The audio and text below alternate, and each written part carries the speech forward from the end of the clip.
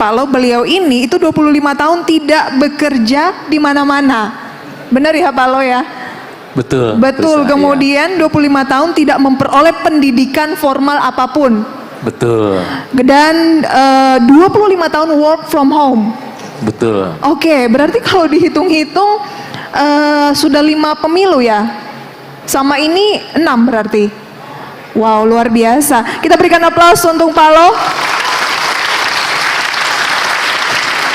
Sharing dong Pak Lo pengalamannya selama 5 kali tahun pemilu, tahun politik, kok bisa sampai di momen saat ini disebut Warren Buffett-nya Indonesia. Silakan Pak. Saya menyapa dulu ya. Yang saya hormati Profesor Edwardus, guru besar dari Fakultas Ekonomi dan Bisnis UGM. Ya. Yang saya hormati Bapak Ibu, selamat siang, salam sejahtera bagi kita semua. Pertama-tama saya mau berterima kasih kepada Mbak Nunung ya, yang mewakili Bursa Efek Indonesia sudah mengundang saya, tidak bosan-bosan mengundang saya untuk berbagi pengalaman berinvestasi di Bursa Efek Indonesia di sini selama 34 tahun ya. Sebelum saya jawab Mbak Prisa, saya ingin jawab Pak Prof dulu ya. Pak Prof ini guru besar Fakultas Ekonomi dan Bisnis. Saya lulusan Fakultas Sastra Pak, seorang sastrawan saya Pak ya. Coba-coba saya menjawab ya. Dulu waktu saya di kuliah Pak, saya belajarnya baca puisi, baca novel, belajar linguistik Pak, ilmu tata bahasa ya. Tadi Pak Prof bilang bagaimana menghitung laba masa depan ya, cash flow masa depan, betul ya Pak ya. Ya. Sebetulnya masa depan itu misteri ya. Tidak seorang pun yang tahu apa yang akan terjadi hari esok ya. Tapi saya menemukan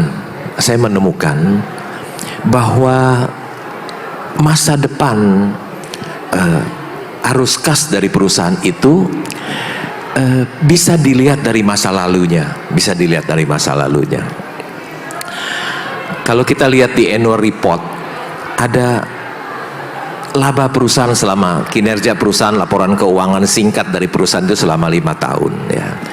Jadi kalau 5 tahun ke belakang kita lihat perusahaan itu rugi, maka ke depan kemungkinan besar rugi Prof ya. Kalau perusahaan itu labanya sebentar rugi, sebentar untung ya, mungkin ke depan juga akan mengikuti. Atau kalau perusahaannya kecil terus ya, mungkin labanya di tahun depan arus kasnya juga akan kecil juga. Tapi kalau company itu labanya besar dan dia selama 5 tahun di belakang dia bertumbuh, misalnya 20%, kemungkinan tahun ke-6 dia juga akan memperoleh laba 20% juga meningkat. Kira-kira begitu Prof. Pertanyaan yang kedua adalah, apa beda seorang investor saham dengan spekulan, dengan seorang penjudi gambler ya Pak? Sebetul seorang investor saham itu bisa jadi dua-duanya Prof. Bisa jadi spekulan, bisa jadi gambler, dan juga bisa jadi investor saham, bisa investasi. Di mana garis pemisahnya? Yaitu kalau kita tahu apa yang kita beli, misalnya sebelum kita membeli saham satu perusahaan, kita membaca annual reportnya ya. Di situ kita tahu siapa pengendali perusahaan, siapa direksi dan komisarisnya, apakah mereka orang yang jujur, berintegritas, atau orang yang tidak jujur ya. Kita juga bisa tahu bidang usahanya apa, sektor bisnisnya, apakah usahanya bagus atau jelek ya. Kita juga bisa tahu labanya kecil atau besar. Kita juga tahu valuasinya mahal atau murah ya. Kemudian kita lihat laporan keuangannya, berapa labanya, berapa penjualannya, berapa modalnya, berapa hutangnya, berapa kasnya, berapa piutangnya, bagaimana dengan inventorinya, apakah wajar ya? Berapa banyak dia punya goodwill, aset tidak berwujud ya. Perusahaan ini berapa earning per share-nya ya? Berapa price earning ratio-nya, berapa nilai buku per sahamnya, berapa price to book-nya. Kalau kita tahu semuanya, kemudian kita membeli, ini perusahaan bagus dan murah, kita membeli, kita sedang berinvestasi, Prof. Ya. Tapi kalau kita sama sekali tidak tahu, kita hanya mendengar dari teman kita, dari pialang kita, dari tukang pom-pom, dari influencer, kita membeli, kita tidak tahu sama sekali kondisi perusahaannya, kita sedang berjudi, Prof. Ya, berspekulasi. Kira-kira begitu, Prof. Jawaban dari saya. Ya. Kemudian tadi Mbak Prisa bilang pengalaman selama pemilu, ya. Ya, saya banyak sekali melalui pemilu ya, tahun sekarang 2019, 2014, 2009, 2004, tahun 99. Biasanya menjelang pemilu itu masyarakat biasanya menahan diri, tidak mau beli ya. Tapi sehabis pemilu situasinya baik, tidak ada apa-apa, biasanya saham pada naik seperti itu, pada naik ya. Selesai pemilu, berjalan dengan baik pemilunya, pasar akan harga-harga saham pada naik. Itu yang saya alami. Tetapi ketika saya membeli saham satu perusahaan, saya tidak kaitkan itu dengan faktor pemilu, ekonomi, sosial dan politik, itu semua saya abaikan. Ya, saya abaikan. Ketika saya membeli saham satu perusahaan, tentu saya lihat kinerjanya. Kalau kinerja ini, perusahaan ini bagus dan murah, meskipun berapa bulan lagi ada pemilu, saya nggak peduli ya, saya tetap akan beli.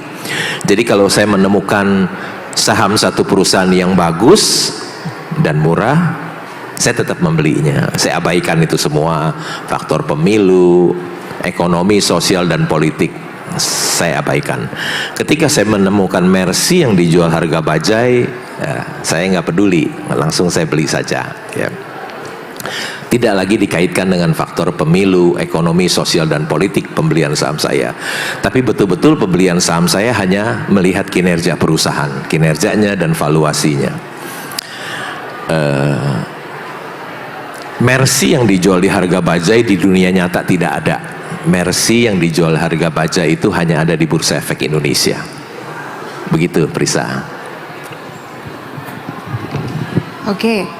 Jadi kalau mau menjadi pemenang khususnya berinvestasi di pasar modal, Pak Lo, kita harus paham isi dari emiten tersebut, laporan Betul, keuangan iya. dan lain sebagainya. Tapi kan ada ratusan emiten di Bursa Efek Indonesia, Pak Lo, untuk mendalami, anggaplah misalnya kita pendekatan dengan seseorang, untuk misalnya banyak orang di sini, saya mau pilih siapa, itu kan apa dulu yang Pak Lo lihat agar mau untuk melihat annual report dan lain sebagainya dari emiten tersebut? Apakah kalau misalnya pacar gitu fisiknya, nah itunya apa yang dilihat Pak Lo?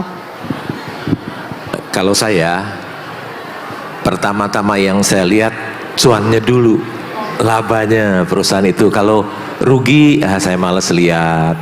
Kalau untungnya kecil juga males lihat ya. Jadi pertama-tama saya lihat perusahaan itu labanya dulu.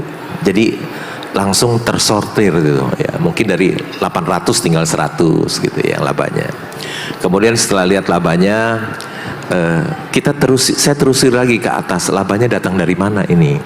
Apakah dari operasional atau labanya dari pendapatan lain-lain ya, penjualan aset, keuntungan kurs dan lain-lain. Biasanya kalau pendapatan lain-lain itu saya buang karena tahun depan tidak ada lagi, jadi labanya akan anjlok ya.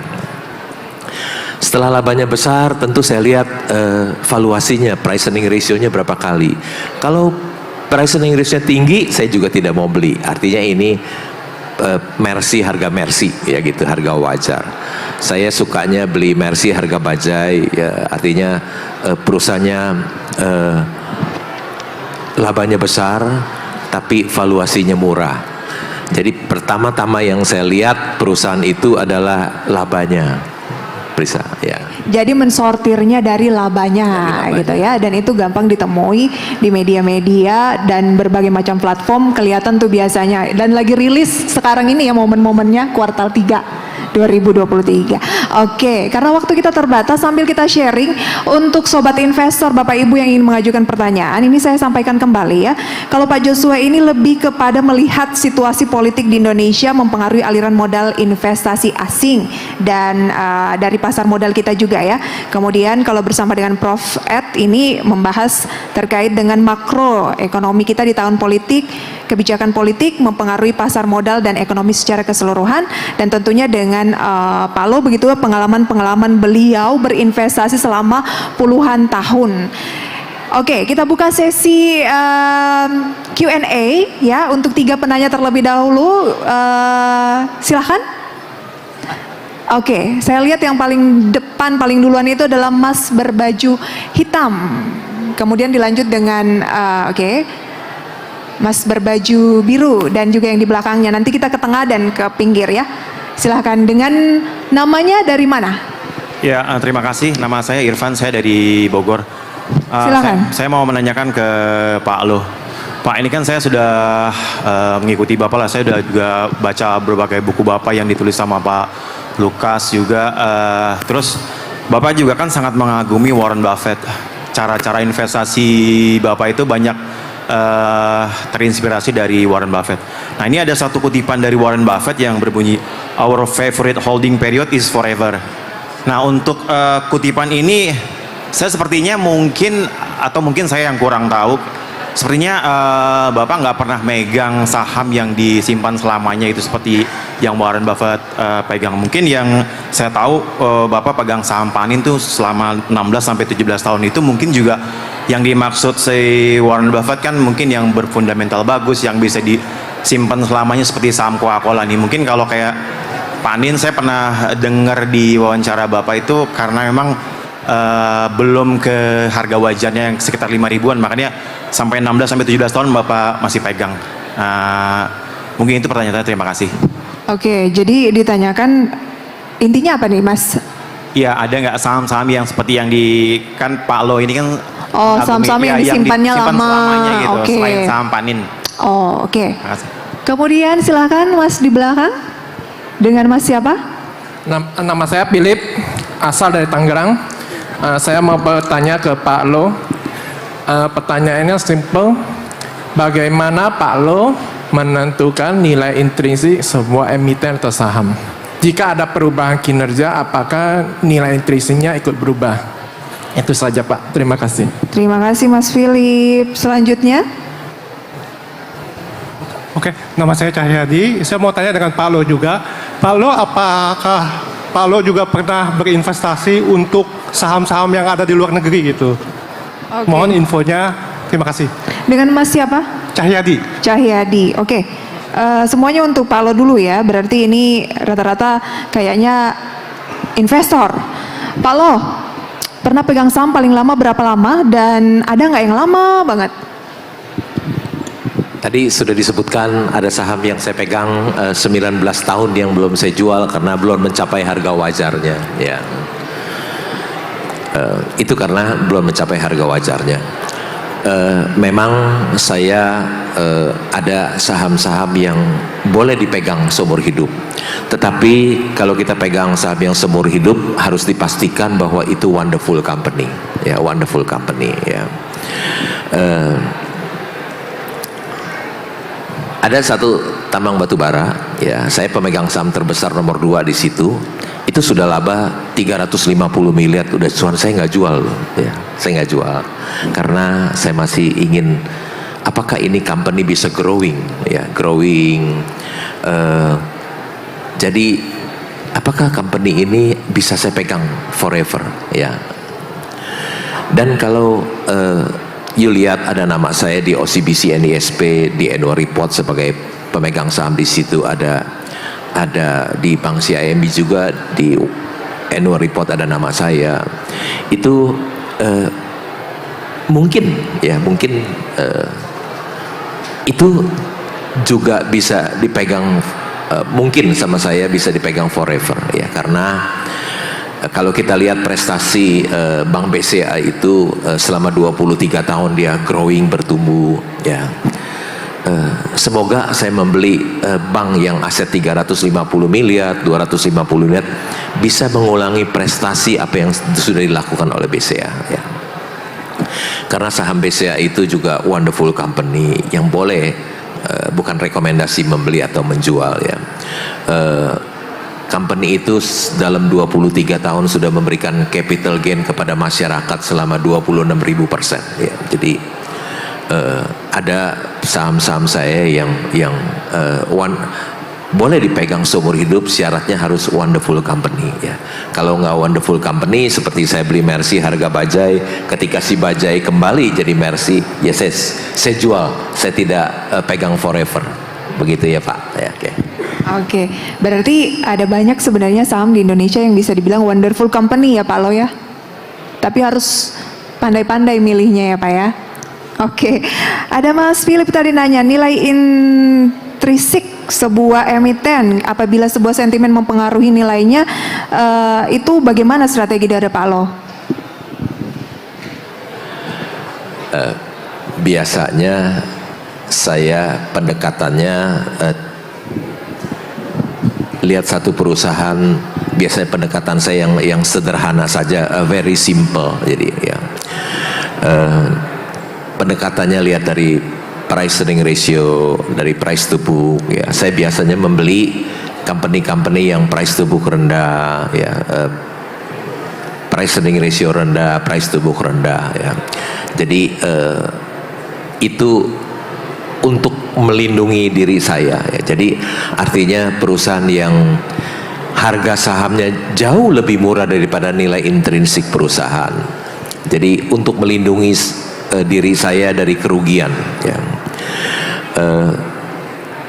Kalau saya membeli saham-saham yang over value, tentu over price, tentu resiko menjadi membesar buat saya. Tapi kalau saya membeli saham-saham yang under price, ya, under value, tentu resiko menjadi rendah buat saya.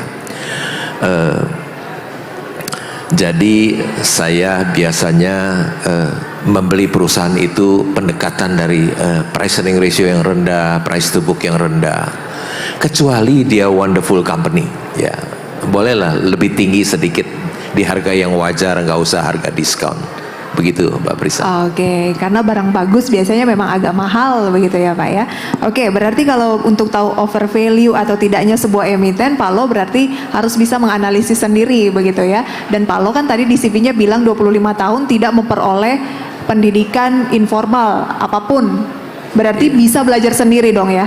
Iya, saya otodidak, ya. Tetapi bukan berarti saya nggak memperoleh pendidikan informal, pendidikan yang resmi, tapi saya setiap hari di rumah reading and thinking, ya, membaca dan berpikir. Jadi saya setiap hari dari pagi bangun tidur dari jam 6 sampai jam 9 itu saya membaca dan berpikir, ya. Kemudian dari jam 9 sampai jam 4.15 saya melakukan, kalau ada Mercy harga bajai saya beli. Ketika ada bajai saya yang saya beli sudah jadi Mercy, saya menjualnya dari jam 9 sampai jam 4.15 di Bursa Efek Indonesia diperdagangkan, dibuka. Dan setelah jam 4.15 biasanya saya tidur 1-2 jam. Kemudian setelah bangun saya makan, mandi, makan, kemudian melanjutkan lagi reading and thinking, ya. Saya suka buka transaksi hari ini, Saya lihat-lihat broker mana yang beli, broker mana yang jual. Saya juga lihat pengumuman dari Bursa Efek Indonesia di website. Mungkin satu hari ada 300 pengumuman. Jadi saya nggak perlu lagi dengar-dengar rumor gitu. Jadi saya betul-betul, biasanya perusahaan publik itu mau melakukan aksi korporasi, dia beritahu ke Bursa Efek Indonesia, kemudian Bursa Efek Indonesia tampilkan di website agar setiap investor bisa membaca dalam waktu yang sama, ya, waktu yang sama, ya. Jadi selesai bangun tidur saya membaca kembali. Jadi sebetulnya saya banyak sekali melakukan otodidak karena saya tiap hari membaca dan berpikir, karena membaca laporan keuangan itu adalah kunci sukses dari seorang investor saham. Nggak ada cara lain. Begitu, Prisa. Oke, reading kemudian juga thinking. Mungkin kalau ada yang merasa masih pemula, jangan berkecil hati ya. Kalau Pak Lo juga bisa, harusnya semua bisa, asal kuncinya itu tadi, reading dan juga thinking. Kalau misalnya merasa sudah cukup lama berinvestasi masih sering rugi, mungkin kurang reading atau kurang thinkingnya begitu ya Pak ya. Makanya tadi poin ketiga dari CV Pak Lo itu adalah work from home selama 25 tahun. Itulah yang dilakukan ketika work from home ya Pak ya. Di rumah reading and ada penelitian, jadi yang secara akademik itu dikatakan home bias. Ya, jadi ya kalau secara empirikal dikatakan ya untuk bisa melakukan ya diversifikasi secara internasional, orang di Finlandia, investor di Finlandia itu sebaiknya mereka itu 90% itu invest di luar Finlandia. Tapi kenyataannya 0%. Seperti ini saya yakin ini. Karena kita nggak terlalu tahu informasi mengenai negara yang bersangkutan. Sehingga lalu muncul yang kita sebut salah satu ya perilaku itu adalah home bias. Saya kira mungkin itu ya. Jadi mungkin juga saya akan mungkin secara tidak sadar kan ngapain di luar negeri nggak ngerti gitu. Mungkin ya, karena itu kalau saya kaitkan dengan hasil penelitian. Ya, jadi tapi luar biasa ya kita lihat di sini ya, kalau Anda itu mau untung hanya thinking terus nggak pernah baca juga ya nggak mungkin untung gitu. Ya kan, jadi itu namanya apa? Berimajinasi. Ya, investasi sambil berimajinasi. Tapi ada satu saya setuju sekali sebenarnya, dan ini juga saya kira Warren Buffett mengatakan buy a good company with a fair price. Ya, then buy right apa yang kita sebut dengan fair company with a good price. Yeah. Gitu kan? Jadi sebenarnya kita lihat, jadi memang pokoknya yang dicari itu ya mercy. Selalu yang perlu dicari itu adalah mercy. Tapi kadang-kadang ya cari mercy yang kebetulan harganya bacai. Itu kira-kira kalau saya bisa mengartikan ya. Jadi itu kira-kira. Jadi tambahan aja Mbak Biska. Berarti Prof Tep ada keinginan dong sekarang Prof untuk mungkin saya nanti mau belajar banyak reading dari Pak laporan Lo. keuangan sekarang. Saya mau belajar lah supaya kalau saya kaya saya nggak usah perlu jadi dosen lagi. oh, satu kehormatan, Prof. Oke. Saya ingin tahu juga dong pendapat Guru besar FEB mau belajar dengan seorang sastrawan. luar biasa. Tapi kebayangkan kalau misalnya sastrawan aja dengan bermodalkan reading and thinking, kalau guru besar bisa reading and thinking, kayak gimana nanti hasilnya ya kan? Soalnya Prof teorinya banyak tadi saya lihat. Saya juga nggak mengerti ya, karena investasi saya hanya bermodalkan yang very simple, yaitu price earning ratio rendah, price to book rendah saja ya. Pendekatan yang saya lakukan itu adalah cukup tamatan SD Anda bisa jadi seorang investor saham yang berhasil ya. Karena yang dibutuhkan untuk menjadi seorang investor yang hebat di Bursa Efek Indonesia hanya cukup bisa tambah kurang bagi, kali, dan prosentase. Kalkulus nggak dibutuhkan, integral diferensial nggak dibutuhkan ya. Hanya tamatan SD saja sudah bisa menjadi seorang investor saham yang berhasil karena hanya pakai PI rendah dan price to book rendah ya. Begitu bisa. Dan mungkin kemauan ya Pak Lo, karena kalau misalnya pengennya, sering ada yang nanya kalau melalui kita begitu di media, ada nggak sih investasi yang bisa merem aja gitu kan, tetap harus ada baca laporan saya keuangannya. ingin mengetahui rahasianya ini ya. Tadi disebutkan pegang saham BCA, iya kan Pak Lo? Kalau saya lihat tadi, sebentar saya lihat tadi dari handphone saya, price earning ratio Bank Mandiri itu kira-kira 10 kali. Bank BRI itu kira-kira 13 kali. Bank BCA itu sudah 23 kali Pak. Kira-kira apa kiatnya ini? Ya kok masih pegangnya yang sudah 23 kali. Nah ini rahasianya supaya nanti kita ikuti. Mulai berguru nih. Itu memang perusahaan yang luar biasa bagus Pak, Wonderful Company. Tentu saja Wonderful Company tidak bisa dijual PI rendah Pak ya. Tentu tidak bisa disamakan rumah di pinggiran kota dengan rumah di SCBD ini Pak. Di SCBD tentu rumah di Sudirman ini tentu akan jauh lebih mahal daripada rumah-rumah yang ada di pinggir kota, begitu Prof. Oke. Berarti ada emiten yang sudah mahal bisa lebih mahal lagi gitu ya. Oke, saya mau ke Pak Joshua nih Pak, melanjutkan tadi sedikit pertanyaan mengenai emiten di luar negeri karena sering memiliki klien begitu ya, investor asing.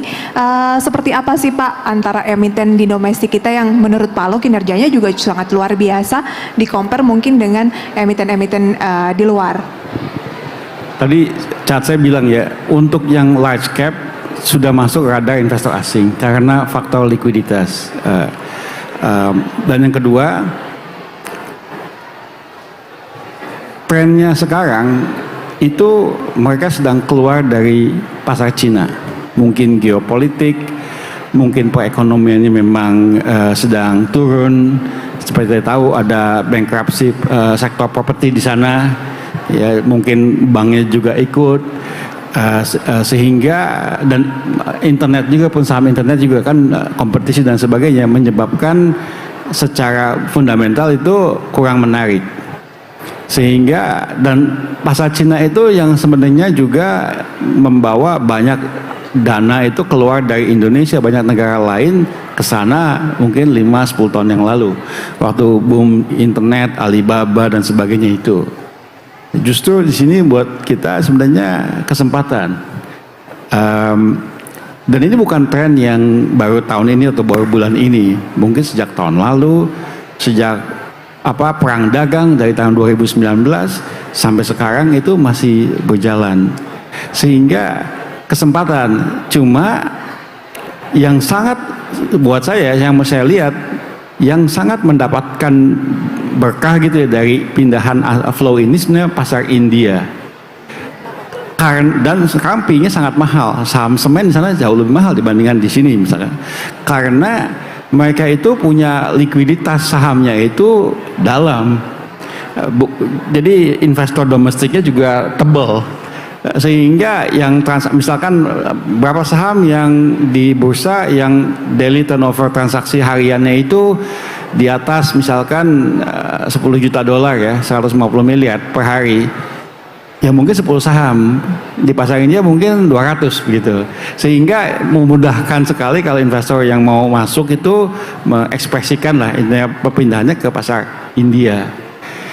Jadi challenge kita sebenarnya adalah gimana supaya likuiditasnya membaik di domestik, atau opportunity juga adalah kalau ada saham yang memang ada liquidity event menyebabkan free floatnya nambah atau secara besar, itu yang mungkin akan menarik investor institusi atau asing. Oke. Gitu. Jadi sebenarnya trennya kita ada punya fundamental dari segi liquidity atau flow juga sebenarnya mendukung. menyebabkan menurut saya opportunity di sini. Ya. Tidak semua Cuma sentimen. selama ini yang menikmati adalah ya seperti saham bank, BCA, BRI. Sebenarnya banyak sekali mungkin ya masih ada CIMB, Panin, NISP yang pas tubuhnya rendah, likuiditas nggak banyak diincar. Itu mungkin kurang efisien. Jadi mungkin di sini memang value-nya, kesempatannya begitu ya. Jadi macam-macam angle-nya ini. Ya. Oke, jadi berbagai sentimen yang terjadi di luar juga bukan berarti tidak menguntungkan emerging market seperti Indonesia. Terkadang malah peluangnya di emerging market seperti Indonesia, dan diharapkan para pelaku investor-investor pemula ini untuk membantu ya bagaimana agar likuiditas pasar modal di tanah air kita juga semakin tebal gitu ya. Oke, kita buka sesi satu kali lagi mungkin ya, tapi singkat, pertanyaannya singkat aja untuk 3 orang. Dari tengah mas yang berbaju hitam, kemudian masnya yang berbaju abu-abu ya, dan yang terakhir iya dari masnya yang baju kotak-kotak. Silahkan singkat aja.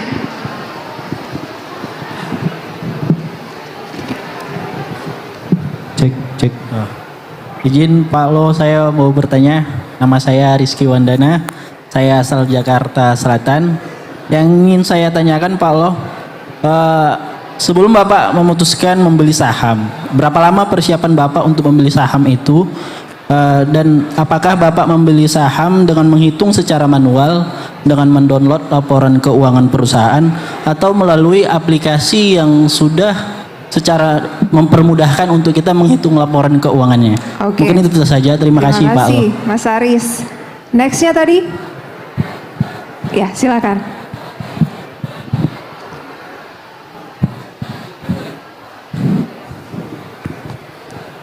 Izin Pak Lo, saya dari Lampung, Bedi.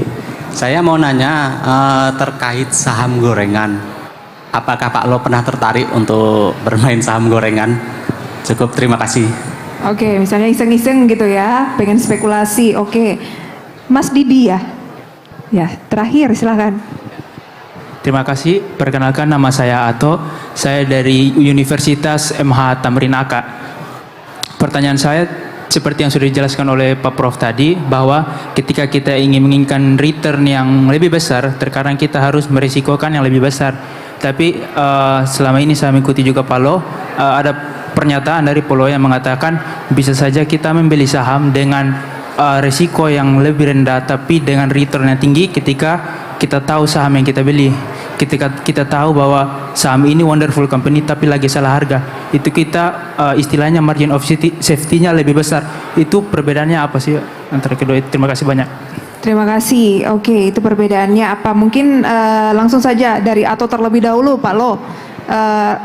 Kalau tadi Prof bilang returnnya besar, resikonya juga biasanya besar. Tapi Pak Lo bilang resiko rendah, biasanya returnnya juga bisa besar. Gimana Pak Lo? Ya memang semua orang di seluruh dunia mengatakan saham itu high risk high gain, ya.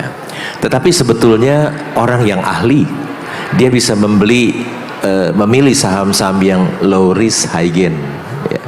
Tetapi orang baru yang awam dia bukan hanya bisa membeli saham yang high risk high gain, tapi juga high risk low gain. Ya, jadi resiko itu datang dari ketidaktahuan kita.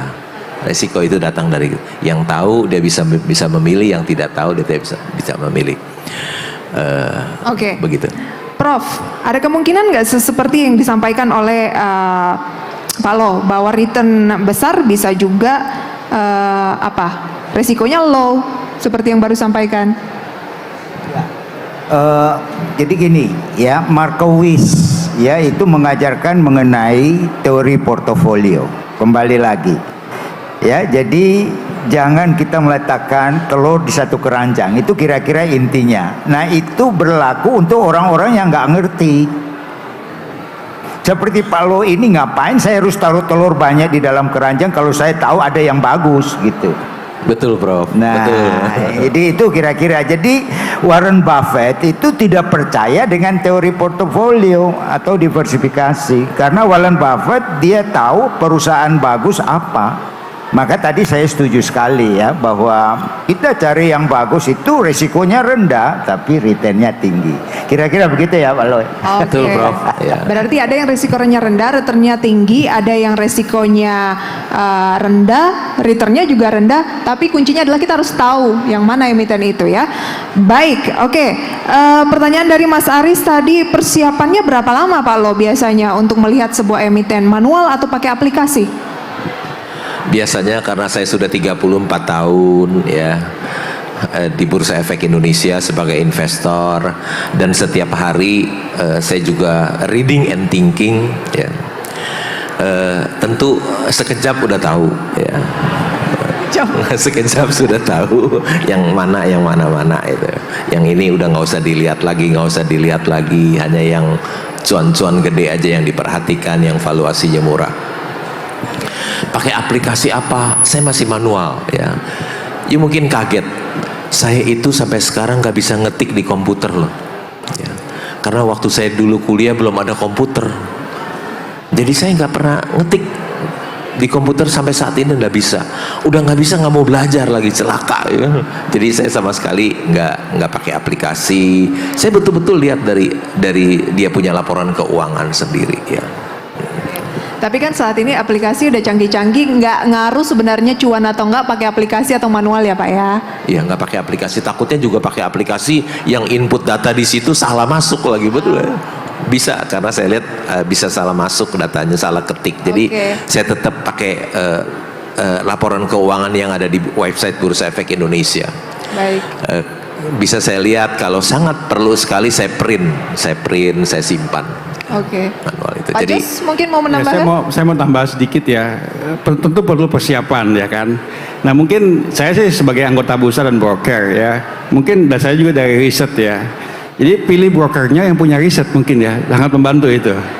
Ya jangan pilih broker yang kasihnya ya hari ini mau naik apa gitu kan, rumornya apa, yang bisa kasih riset. Dan Anda kan selalu pas trading kan transaksi pasti pakai broker kan. Ya kasih yang broker yang punya riset fundamental, kasih yang benernya begitu, bukan cuma yang rumor harian begitu loh. Ya. Nah, brokernya juga harus dipilih gitu ya. Ada tips memilih broker Pak Lo?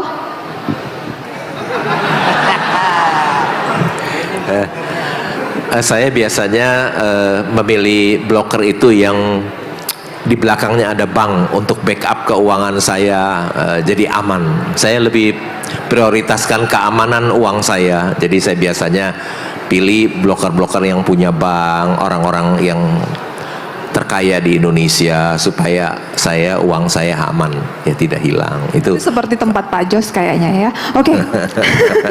Satu lagi nih pertanyaan tadi Pak Didi gitu ya. Punya stok gorengan nggak Pak? Penny stock gitu nggak Pak? Pernah nggak? Tentu saya tidak pernah membeli saham gorengan. Saham gorengan itu biasanya kinerjanya tidak bagus, kinerjanya jelek, valuasinya mahal. Tentu saya tidak mau membeli, tidak pernah membeli. Kalau andai kata saya membeli saham gorengan, malu buat diri saya sendiri, malu. Jangankan saham gorengan, perusahaan yang kinerjanya jelek aja saya beli. Aduh, malu kalau beli saham kayak gini. Begitu, ya malu. Oh, itu dia ya. Closing statement dari... saya punya company kan, semuanya bagus-bagus, ada. Saya pemegang saham di perusahaan tambang batu bara, ya. Nomor 2 labanya 2,8 triliun 6 bulan. Ya. Saya bangga. Beli saham gorengan, malu, muka mau taruh di mana? Malu, gitu ya? Nggak mau saya ya. Closing statement, Pak Lo, kira-kira tips untuk yang pemula mungkin di sini atau yang lagi berjuang agar menjadi pemenang di tahun politik ini menjadi seorang investor. Jangan pernah beli kucing dalam karung, ya. Jangan main saham gorengan, belilah perusahaan yang bagus, kinerjanya murah, ya. Kemudian kita menunggu sampai dia naik kembali. Cari perusahaan yang jangan pernah kita beli kucing dalam karung. Baca laporan keuangan, karena membaca laporan keuangan adalah kunci keberhasilan dari seorang investor saham. Tidak ada cara lain, ya. Tema bursa kita adalah aku investor saham, ya. Aku investor saham, ya. Aku sudah aku senang dan bangga menjadi investor saham selama 34 tahun di Bursa Efek Indonesia.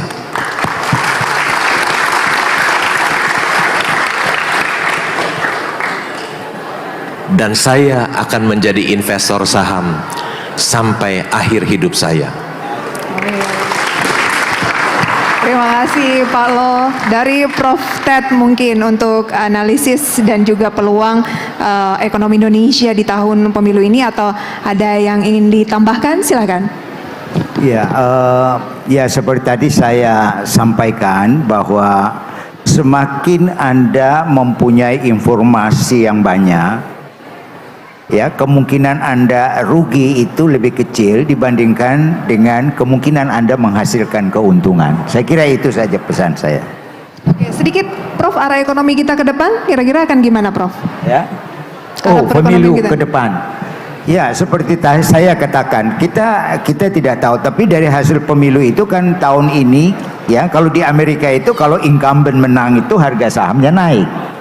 Itu ya, di beberapa negara itu. Lalu perusahaan-perusahaan yang ada connectednya dengan ya ruling party itu tentunya akan lebih cemerlang itu. Tapi kita nggak tahu, karena yang akan maju di Indonesia bukan lagi incumbent. Jadi yang menang siapa, saya sendiri tidak bisa memprediksi. Ya, karena kalau saya prediksi nanti pasti dikira saya dukung salah satu gitu. Jadi agak-agak lagi banyak ketidakpastian nih, Prof. Ya. Jadi banyak ketidakpastian nih berarti. Ya, jadi saya kira kita lihat saja nanti. Tapi ya, harga saham itu tidak hanya ditentukan oleh ya presidential election, masih ada banyak faktor yang lain. Saya kira Baik, terima kasih Prof. Pak Jos, banyak faktor yang lain, katanya banyak ketidakpastian. Kira-kira langkah apa yang akan diambil seorang praktisi pasar modal seperti Anda? Saya sih cukup optimis ya terhadap prospek pasar pertumbuhan perusahaan 10% tahun depan, flow dari luar, perekonomian Indonesia tumbuhannya juga di tengah resesi dunia kita bagus. Kalau komoditi naik, harga minyak naik, harga batu bara juga naik, ya tentu kan menguntungkan Indonesia. Pengendalian makroekonomi kita stabil dan baik sekali. Jadi saya merasa cukup optimis dengan prospek pasar modal kita tahun depan. Oke, itu dia. Kita berikan aplaus yang meriah untuk ketiga narasumber kita yang luar biasa pada seminar utama kali ini ya. Kurang lebih kalau saya simpulkan bahwa masih optimis kondisi makroekonomi kita akan bagus menjelang tahun politik, banyak faktor, tetapi yang terpenting adalah jangan beli kucing di dalam karung. Jadi apapun analisis AB mungkin lebih bagus kalau misalnya kita tahu begitu ya, kita menganalisis sendiri emiten mana yang kita pilih agar kita bijak dalam berinvestasi dan juga keluar menjadi seorang pemenang dalam berinvestasi di tahun politik. Terima kasih banyak untuk kehadirannya Pak Lo, Prof Ted dan juga Pak Jos, begitu ya. Sukses selalu, semoga harapan yang kita canangkan bisa tercapai, menambah wawasan dari sobat investor semua. Dan akhir kata saya Prisa Somodatu mengucapkan terima kasih. Mohon maaf apabila banyak